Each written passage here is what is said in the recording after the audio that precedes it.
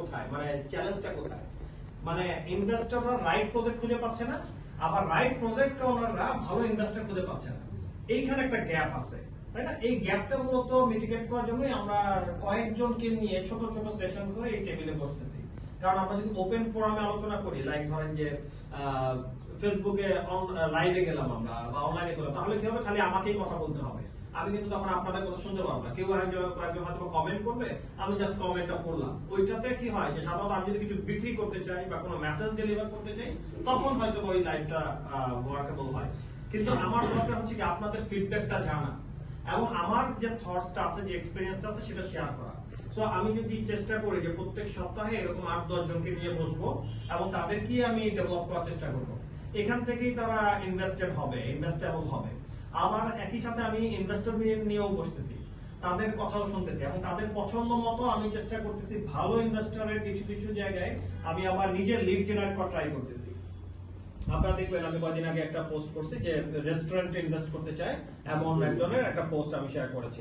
আজকে হয়তো একটা দিব যে কিনা একজন ব্যক্তি সে গাড়ির শোরুমে ইনভেস্ট করতে চায়, মানে ডিরেক্ট জাপান থেকে গাড়ি ইম্পোর্ট করবে এরকম শোরুমের সাথে সে পার্টনারশিপে যেতে চায়। তো আমি এরকম যারা অথেন্টিক ইনভেস্টর তাদের লিডটা নিয়ে, এবং তারা কিন্তু গ্রুপে নিজের আইডি দিয়ে পোস্ট করতে চায় না, তারা আমাকে রিকোয়েস্ট করতেছে যে ভাই আপনি সিলেক্ট করে দেন, আপনি শর্ট লিস্টেড করে দেন, আপনি আমাকে পরিচয় করিয়ে দেন। আমি যদি পোস্ট করি আমাকে প্রচুর মানুষ মেসেজ দিবে, প্রচুর ফোন দিবে, আমি এটা করতে চাই না। আর আমি নিজের পরিচয় দিতে চাই না যে আমি এখানে ইনভেস্ট করতে চাই। তো আমি আপনার মাধ্যমেই যেতে চাই, আমার এত টাকা আছে, আমি এই প্রজেক্টে ইনভেস্ট করতে চাই, আপনি একটু খুঁজে দেন কেউ আছে। তো আমি কি করতেছি, এরকম কয়েকজনটা নিয়ে আমি নিজে পোস্ট করতেছি।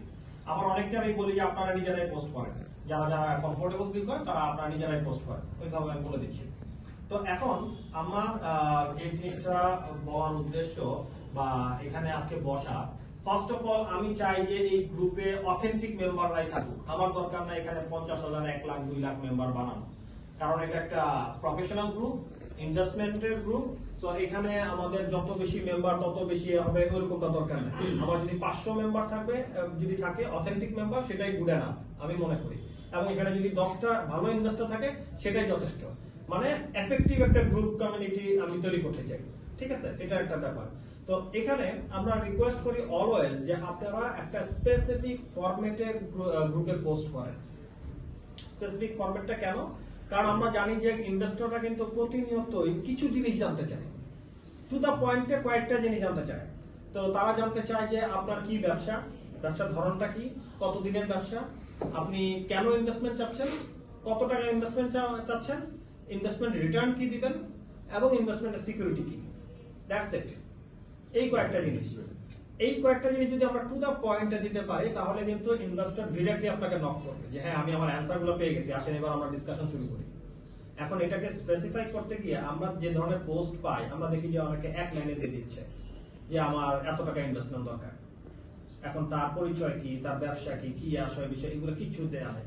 তো একজন ইনভেস্টরকে আগ্রহ দেখাবে? আমরাও কি করি, সেই পোস্টটাকে ঝুলায় রাখি, আমরাও পেন্ডিং এ রেখে দিই। আমাদের এখন 600-র উপরে পোস্ট পেন্ডিং এ আছে, ঠিক আছে? তো বড় স্পেসে তারপরে সেটা আমি কন্ট্রোল হারাই। এনিওয়ে আবার আমরা শুরু করলাম জিরো থেকে 2022। আবার আমরা জিরো থেকে শুরু করা লাগলো। তো ওয়েবসাইটটা যেহেতু আমার এগুলা থাকে, তখন কিন্তু যদি ম্যাচ করে যায় ওনার সাথে ইজিলি ডিলটা হয়ে গেল, ঠিক আছে? তো এই হচ্ছে ব্যাপার মূলত, যে ইনভেস্টর রিটার্ন তো হাই চায়, স্বাভাবিকভাবে এটা সবাই চাইবে।